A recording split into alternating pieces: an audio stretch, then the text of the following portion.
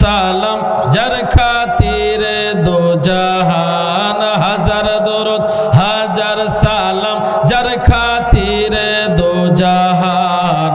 আল্লাহ রাসূলের গুণগান গৌরে আশিকান, আল্লাহ রাসূলের গুণগান। গুনইব একসাথে সবাই মোহাব্বতে পড়েন। হাজার দরুদ হাজার সালাম যার খাতিরে দো জাহান, হাজার দরুদ হাজার সালাম যার খাতিরে দো জাহান। আল্লাহ রাসূলের গুণগান গৌরে আশিকান, আল্লাহ রাসূলের গুণগান। ওরে বান্দা লাগছে দান্দা করলাই না আল্লাহর জিকির, পশু পাখি বৃক্ষলতা ওই নামে করে জিকির, ওই নামে করে জিকির। সৃষ্টি যত সব মুসাফির সাক্ষী দিয়েছে কোরআন, সৃষ্টি যত সব মুসাফির সাক্ষী দিয়েছে কোরআন। আল্লাহ রাসূলের গুণগান গৌরে আশিকান, আল্লাহ রাসূলের গুণগান। হাজার দরুদ হাজার সালাম যার খাতিরে দো জাহান, হাজার দরুদ হাজার সালাম যার খাতিরে দো জাহান। আল্লাহ রাসূলের গুণগান গৌরে আশিকান, আল্লাহ রাসূলের গুণগান। একটা জবানও বন্ধ রাখবেন না, একটু মোহাব্বতের আওয়াজে বলেন আল্লাহু আকবার। হে আমার চাতুলের যুবক, ও আমার বাগবের মুরব্বী বাবা, ও আমার পর্দার আড়ালের মা, মাগো যারা মাইকের আওয়াজ শুনছো গো মা, একটু হৃদয়ের কানটা লাগায়া শোনো না মা। আজকের জন্য কিছুক্ষণ সময় আপনার ঘরের কাজ কাম বন্ধ করে দিয়ে আপনি আমার নবীর মহব্বতে একটু বসে যান না মা। যেখানে জায়গা পাবেন সেখানে বসে আজকের কথাগুলো শুনেন। ও আমার বাগবেরের মা, মাগো মা, তোমার মতো কত মহিলার জানাজার নামাজ পড়েছি, তোমার মতো কত মহিলারে অন্ধকারে কবরে নামাইছি গো মা। ও মা, একদিন তোমারও জানাজা হয়ে যাবে, তোমাকেও কবরে নামানো হবে। ও আমার বাগবেরের মা, মাগো মা, ও মা, আজকে তুমি যেই ঘরের মধ্যে আছো গো মা, তোমার আগে কিন্তু তোমার শাশুড়ি ঘরটার মধ্যে ছিল। আজকে তোমার শাশুড়ি শত মন মাটি বুকে নিয়ে কবরে শুইয়াছে। ও মা, একদিন তোমাকে ওই কবরে চলে যাইতে হবে গো মা। আমি বাগবাড়ির যুবকদেরকে বলবো, যুবক, ও যুবক, আর কতক্ষণ সময় তুমি ফেসবুকে থাকবা, আর কতক্ষণ সময় তুমি বন্ধু বান্ধবের আড্ডায় থাকবা?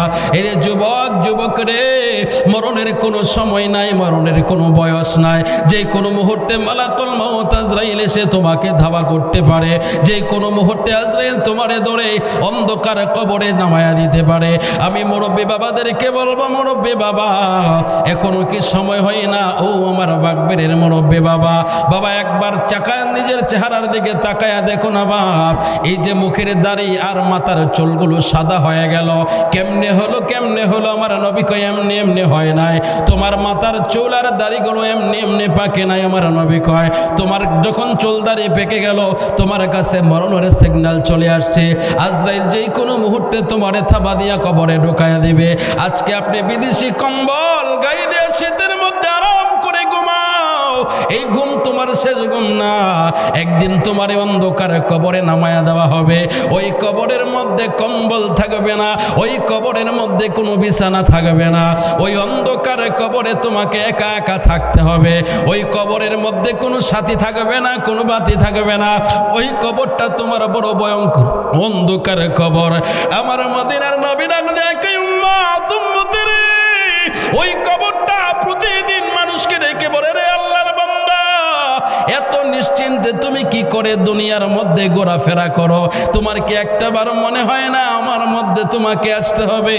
এই ঘরটা যদিও তুমি দেখো মাটির ঘর, কিন্তু না না না রে বাগবেরের মুসলমান, মুসলমানের ওই কবরটা বড় ভয়ঙ্কর জায়গা রে। ওই কবর প্রতিদিন ডেকে বলে, শোনো, আমার ভিতরে সাপ বিচ্ছু বিষাক্ত পোকামাকড়ের বসবাস, আমার ভিতরে জাহান্নামের অগ্নি জ্বলে। এই কবরে আসার আগে 1000 বার চিন্তা করো, এই জন্য আমল করো, এই জন্য আমল করো। ওই কবরের মধ্যে কিন্তু তোমার দুনিয়ার কেউ থাকবে না। আজকে যাদের সাথে আপনি ঘন্টার পর ঘন্টা সময় দিচ্ছেন, যে বন্ধু বান্ধবের সাথে আপনি ঘন্টার পর ঘন্টা সময় কাটাচ্ছেন, কেউ আপনার সাথে কবরে যাবে না। আপনার আপন মায়ের পেটের ভাই আপনার সাথে কবরে যাবে না, মায়ের সাথে সন্তান কবরে যাবে না, ছেলের সাথে সন্তান কবরে যাবে না, সন্তানের সাথে বাবা কবরে যাবে না। আমার মদিনার নবী ডাক দেয়, কে উম্মত উম্মতি রে, যেই কবরের মধ্যে তোমার ভাই যাবে না, বন্ধু যাবে না, আত্মীয় স্বজনরা যাবে না, আমি মদিনার নবীর সাথে যদি প্রেমের কানেকশন লাগাইতে পারো, ওই কবর থেকে তোমার আত্মীয় স্বজন, ইভেন তোমার মায়ের পেটের ভাইও চলে যাবে। আমি ওই মদিনার নবী তোমার কবরে হাজির হয়ে যাব। জোরে আওয়াজ করে বলেন না ইয়া রাসূলুল্লাহ। একজনে নবী আসিল গো সোনার মদিনায়, একজনে নবী সোনার মদিনায়, ওরে যার উপরে পড়েন দরুদ, যার উপরে পড়েন দরুদ আল্লাহ রাব্বানা। একজনে নবী আসিল গো সোনার মদিনায়, একজনে নবী আসিল গো সোনার মদিনা। ওরে যাহারা গমনের তোরে, ওরে কাবা ঝুঁকে সিজদা করে, যাহারা গমনের তোরে, ওরে কাবা ঝুঁকে সিজদা করে, ওরে তিনি আমার নূরের নবী শাহে মদিনা। বলো, তিনি আমার নূরের নবী শাহে মদিনা। একজনে নবী আসিল গো সোনার মদিনা, একজনে নবী আসিল গো। ওরে যার প্রেমেতে মজনু হলো, যার প্রেমেতে মজনু হলো খুদে রাব্বানা। একজনে নবী আসিল গো সোনার মদিনা, একজনে নবী আসিল গো সোনার মদিনা। একটা জবান বন্ধ রাখবেন না, ডাইন হাতটা উঁচু করে বলেন না ইয়া রাসূলুল্লাহ। হে বাগবাড়ির মুসলমান, কান খুলে শুনে রাখো, যেই কবরের মধ্যে আপন ভাই যাবে না, যেই কবরের মধ্যে বন্ধু যাবে না, আমার মদিনার নবী বলে ওই কবরের মধ্যে আমি মদিনার নবী থাকবো। আমরা সেই নবী চাই কি চাই না? সেই নবীর মহব্বত দরকার আছে না নাই? সেই নবীর পক্ষে কে কে থাকবো? দুই হাত তুলে আল্লাহকে দেখায়। আল্লাহু আকবার, ইয়া রাসূলুল্লাহ। চিল্লা এখন মারহাবা। আমরা সে নবীর পক্ষে কিছুক্ষণ থাকবো ইনশাআল্লাহ। আমি আপনাদের উপস্থিতি কতজন সেটা দেখব না, আমার নবীর প্রেমিক কতজন আছে আমি সেটা দেখব। আমার নবীর প্রেমিক যদি একজন থাকে, আমি মদিনার গোলাম, আমি নবীর গোলাম, আমি একজনকে ওয়াজ শোনাবো। আপনারা কি কিছুক্ষণ সময় বসবেন? বসবেন? আমি এদিক সেদিক কোনো দিকে যাব না, সরাসরি বুখারী মুসলিমের একটা হাদিস, সেটাকে আমি নকল করে তর্জমা করে সে তর্জমাটা আপনাদের সামনে আমি তুলে ধরবো। এটার পরে আমি আলোচনা শেষ করবো ইনশাল্লাহ, দোয়া করে দেব। বুখারীতে আসছে, মুসলিম শরীফের মধ্যে আসছে, মুত্তাফাকুন আলাইহি হাদিসটা। তারপর ইমাম নববী রহমতুল্লাহ আলাই তিনিও হাদিসটা নকল করেছেন। চমৎকার একটা হাদিস। আল্লাহর হাবিব সাল্লাল্লাহু আলাইহি সাল্লাম তিনি মসজিদে নববীতে বসা, এমন সময় সাহাবায়ে কেরাম বসা। এই হাদিসটা হযরত ওমর ইবনুল খাত্তাব রাদিয়াল্লাহু তাআলা আনহু থেকে বর্ণিত। হযরত ওমর বলেন, রে দুনিয়ার মানুষ, আল্লাহর নবী রাহমাতাল লিল আলামিন সাহাবীদেরকে বললেন, রে সাহাবীরা, আমি তোমাদেরকে আজকে একটা ওয়াজ শোনাবো। এই ওয়াজটা কে কে শুনতে রাজি আছো? এবার আপনারা বলেন, আল্লাহর নবী ওয়াজ করবে, সাহাবায়ে কেরাম কি বা ঘরে থাক, নবীর সামনে থাকবে না ঘরে যাবে? জোরে কর না। রে বাগবাড়ির মুসলমান, মুসলমানের আল্লাহর নবীর সাহাবীরা এত পাগল ছিল নবীর জন্য, নবীকে দেখার জন্য, এক নজর দেখার জন্য নিজেদের ঘরবাড়ি, ব্যবসা বাণিজ্য সবকিছু ত্যাগ করে আমার নবীর সামনে বসে থাকতেন শুধু নবীর চেহারা মুবারক দেখার জন্য, নবীর জবানের পবিত্র কথা শোনার জন্য সবকিছু ত্যাগ করে দিত। এরে বাগবাড়ির মুসলমান, মুসলমানের আজকে কনকনে শীতের মধ্যে আমার নবীর কথা শোনার জন্য যারা বসে আছো, ঘরে যাও নাই, আরামের বিছানায় নেও নাই, আরামের কম্বলের ভিতরে যাও নাই, আমার নবীর রহমাতুল লিল আলামিনের সাহাবায়ে কেরাম যেভাবে নবীর কথাগুলো শুনেছে, নবীর হাদিস শুনেছে, নবীর কথা অনুযায়ী আমল করেছে, আল্লাহর কসম করে বলি ওই আমলগুলো যদি আপনারা করতে পারেন, আল্লাহর নবী এবং সাহাবীদের সাথে আপনাদের জান্নাতে জায়গা হয়ে যাবে। একটু জবান খুলে বলেন আল্লাহু আকবার। রে বাগবাড়ির মুসলমান, মুসলমানের আমার নবী রহমাতুল লিল আলামিন বলেন, সাহাবীরা আমি একটা ওয়াজ করব, আল্লাহর নবীর ওয়াজ শোনার জন্য সাহাবায়ে কেরাম অধীর আগ্রহে বসে আছে। এটা আমি একটা হাদিস বলছি আপনাদেরকে, হাদিস এটা বুখারীতে আসছে, মুসলিম শরীফের মধ্যে আসছে, ইমাম নববী রাহমাতুল্লাহ আলাইহি তিনি নকল করেছেন, রিয়াদুস সালিহিনের মধ্যে হাদিসটা আসছে। আমার নবী বলেন, রে সাহাবীরা শোনো, রে সাহাবীরা আমি তোমাদেরকে যে ওয়াজটা শোনাইতে চাই সে ওয়াজটা শোনো। আল্লাহর নবী বলেন, রে আমার সাহাবীরা শোনো, আমার আল্লাহ পাক রব্বুল আলামিনের রহমত কতটা বড়, আল্লাহ পাকের দয়া কতটা বড়। আল্লাহর নবী ওয়াজ শোনাচ্ছে সাহাবীদেরকে, রে সাহাবীরা শোনো, বনি ইসরাইলের 3 জন যুবক রাস্তার মধ্যে রওনা হয়েছে, প্রতিমধ্যে হাঁটতে হাঁটতে অনেক লম্বা সফর হয়ে গেল। দীর্ঘ সময় যাওয়ার পর যখন অন্ধকার ঘনিয়ে আসতেছে তাদের সামনে, হঠাৎ করে একজন ডেকে বলল, ভাই আমরা যেভাবে সফর করে যাচ্ছি এই মুহূর্তে যদি আমাদের কোনো আশ্রয়ের ব্যবস্থা না হয়, আমরা যদি রাতের বেলায় হাঁটতে থাকি আমাদেরকে ডাকাতে অ্যাটাক করতে পারে। পারে কি পারে না? সে ডাকাত এখন আছে না নাই? সব যুগে এই ডাকাতি কম বেশ ছিল। তো 3 জনের মধ্যে একজন বলছে, ভাই চলো আমরা এক কাজ করি, কোথাও একটা আশ্রয় নেই, আজকে রাত্রটা আশ্রয় নেওয়ার পর আমরা সকালবেলায় হয়তো আমরা আমাদের সফর আবার আমরা যেতে থাকবো। এই কথা বলে তারা একটা গুহার ভিতরে আশ্রয় নিলেন। সুবহানাল্লাহ। আল্লাহর নবী বলেন, রে সাহাবীরা, বড় আনন্দের সাথে তারা যখন গুহার ভিতরে আশ্রয় নিল, আশ্রয় নেওয়ার পর ওই দিক দিয়া বাহিরে বৃষ্টি শুরু হয়ে গেল। ভারী বৃষ্টি বর্ষণের কারণে উপর থেকে, পাহাড়ের উপর থেকে একটা পাথর খসে পড়ে গিয়ে ওই গুহার মুখের মধ্যে পড়ে গেল, গুহার মুখটা আটকা পড়ে গেল। এরা 3 জন সারা রাত ওই জায়গার মধ্যে কাটালো। সকালবেলায় যখন বের হওয়ার জন্য আসলো, ওরা 3 জন এসে দেখে পাহাড়ের মুখের মধ্যে, গর্তের মুখের মধ্যে বিশাল বড় এক পাথর দেখা যায়। এই পাথর কি করে সরাবে? এখান থেকে যদি পাথর না সরাইতে পারে ভিতর থেকে বের হওয়া সম্ভব না। ওরা 3 জনের সমস্ত শক্তি দিয়ে চেষ্টা করলো, পাথর তো এক চুল পরিমাণও নাড়াইতে পারে না। সর্বস্ব চেষ্টা করার পর ওরা দেখলো পাথর সরানোর কোনো ব্যবস্থা নাই, কোনো ব্যবস্থা নাই। অবশেষে তারা ব্যর্থ হয়ে গেল, এই পাথর আমরা সরাইতে পারবো না, এখান থেকে বেরো হতে পারবো না। এই বলে তারা যখন নিরাশ হয়ে গেল, নিরাশ হয়ে যাওয়ার পর 3 জনের মধ্যে একজন ডেকে বলছে, ভাই শোনো, ও ভাইয়েরা তোমরা শোনো, তোমাদের মধ্যে যাদের আমল ভালো ওই একটা নেক আমল দিয়ে তোমরা আল্লাহ পাকের দরবারে দরখাস্ত করো, হতে পারে আমার আল্লাহ এই উসিলা ধরে আমাদেরকে মুক্ত করে দিতে পারে। একটা জবানও বন্ধ রাখবেন না, জোরে আওয়াজ করে বলেন আল্লাহু আকবার। আমার আল্লাহ বলেন, ইয়া আইয়ুহাল্লাযীনা আমানুত্তাকুল্লাহ,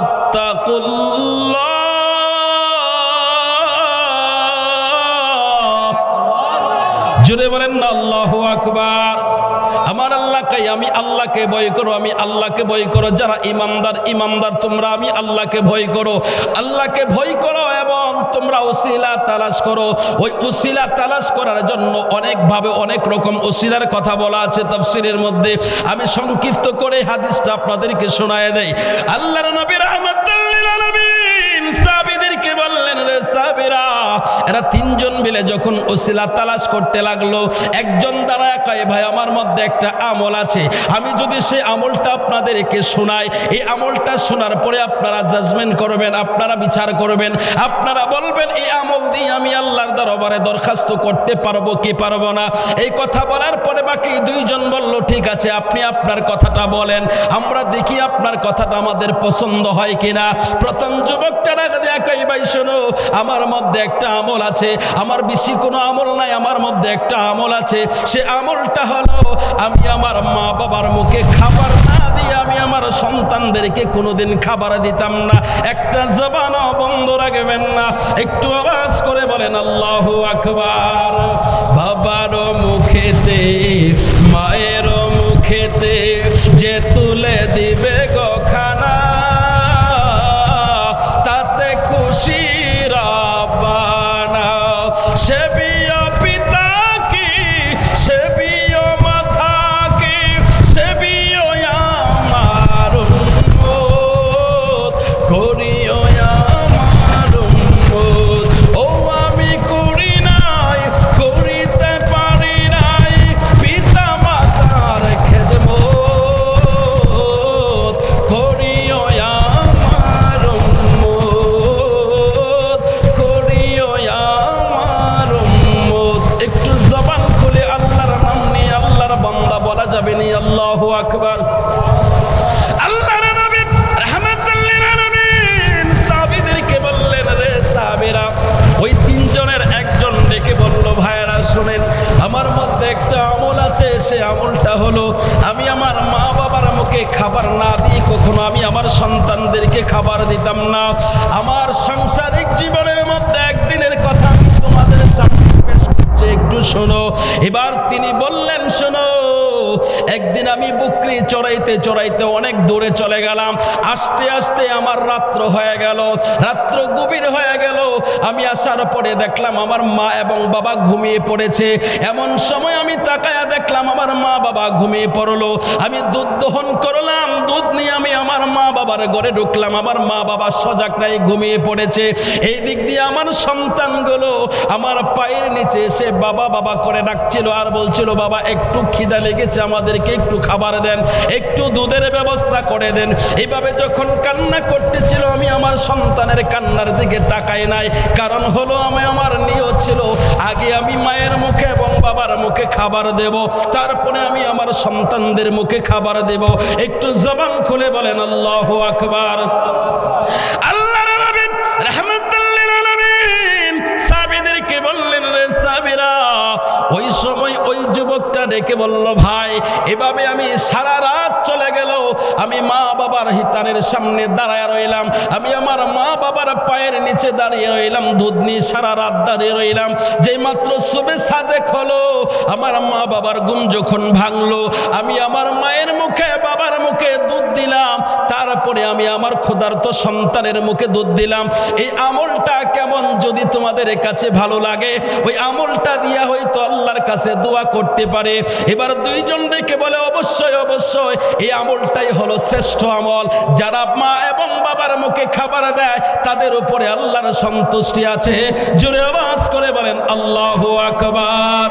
আমার আদরিনী মা, আমার সোহাগিনী মা, এই দুনিয়ায় মায়ের সাথে হয় না তুলনা, বলো না, এই দুনিয়ায় মায়ের সাথে হয় না তুলনা। আমার আদরিনী মা, আমার সোহাগিনী মা, এই দুনিয়ায় মায়ের সাথে হয় না তুলনা। একটু জবান খুলে বলেন আল্লাহু আকবার। যুবক ডেকে বললেন, ভাইরা, আমি যে আমলটা করেছি, আমলটা কেমন? বাকি দুইজন যুবক ডাক দিয়া কয়, ভাই, তুমি যে সারা রাত্র মা এবং বাবার পায়ের নিচে দাঁড়ায় ছিলা, খাবার নিয়ে মাকে খাওয়াইবা, বাবাকে খাওয়াইবা, সকাল বেলায় তোমার মা তোমার থেকে দুধ খাওয়ার পরে কি বলছিল? আরে জোরে বলেন না সুবহানাল্লাহ। এমন সময় যুবকটা ডেকে বললেন, আমার মা সারা রাত্র আমি যখন মার পায়ের নিচে দাঁড়িয়েছিলাম সকালবেলায়, আমার মা দুধটা খাওয়ার পর আল্লাহর শুকর আদায় করে বলেছিল, আল্লাহ, আমার সন্তান তোমার হাতে সুপর্দ করে দিলাম। আমার সন্তানের হাফেজ ও নাসির তুমি আল্লাহ, আমার সন্তানকে তুমি যাবতীয় বিপদ আপদ থেকে বাঁচাইও। জোরে আওয়াজ করে বলেন আল্লাহু আকবার। সবার আগে দয়াল আল্লাহ কবুল করে মায়ের দোয়া, সবার আগে দয়াল আল্লাহ কবুল করে মায়ের দোয়া। মায়ের দোয়া বিফলে যায় না। মা গো জান্নাতের চাবি আমার মা, জান্নাতের চাবি আমার মা। মা গো জান্নাতের চাবি আমার মা। একটা জবানও বন্ধ রাখবেন না। জোরে বলেন আল্লাহু আকবার। রে আমার বাগবাড়ির মুসলমান, মুসলমানের রে চাতলের মুসলমান, 13 গাতি রে আমার 13 গাতির মুসলমান, মুসলমানের আমার আল্লাহ পাক রব্বুল আলামিন ওই মায়ের দোয়া যার কাছে থাকে মার আল্লাহ তাদেরকে মহা বিপদ থেকে উদ্ধার করে দেয়। একটা জবানও বন্ধ রাখবেন না। জোরে বলেন আল্লাহু আকবার। আল্লাহর নবী রাহমাতুল লিল আলামিন ডেকে বললেন, রে সাহাবীরা, ওই যুবক মায়ের খেদমত করেছিল, বাকি 2 যুবক ডাক দেয়া কই, ভাই তোমার আমলের কোনো তুলনা নাই। তোমার মা যেহেতু তোমাকে বলেছে আল্লাহ তোমাকে মহা বিপদ থেকে উদ্ধার করবে, নিশ্চয়ই নিশ্চয়ই তোমার আমলটা উত্তম আমল, সুন্দর আমল। তোমার এই সুন্দর আমলটা দিয়া আল্লাহর দরবারে একটু দোয়া করো। এমন সময় যখন 3টা যুবক আল্লাহর দরবারে দোয়া করলেন, আল্লাহর নবী বলেন, রে সাহাবীরা, সাথে সাথে আমার আল্লাহ ওই পাথরটাকে অনেকটা দূর সরায়া দিছে। একটা জবানও বন্ধ রাখবেন না। জোরে আওয়াজ করে বলেন আল্লাহু আকবার। আল্লাহর নবী রাহমাতুল লিল আলামিন ডাক দিয়ে বলে, রে সাহাবীরা, পাথর যখন নিজে থেকে অনেক দূরে সরে গেল, এবার 3 যুবক ডেকে বলল, ভাই পাথর তো অনেকটা সরে গেল, কিন্তু বের হওয়ার প্রসেস নাই, বের হওয়া যাচ্ছে না। এখন তোমাদের মধ্যে 3 জনের মধ্যে আরো 2 জন বাকি আছো। এই 2 জনের মধ্যে কার আমল ভালো, একটা আমল দিয়ে আল্লাহর দরবারে দরখাস্ত করো। হইতে পারে আমার আল্লাহ এই দরখাস্তের কারণে আমার আল্লাহ আমাদেরকে বিপদ মুক্ত করে দিতে পারে।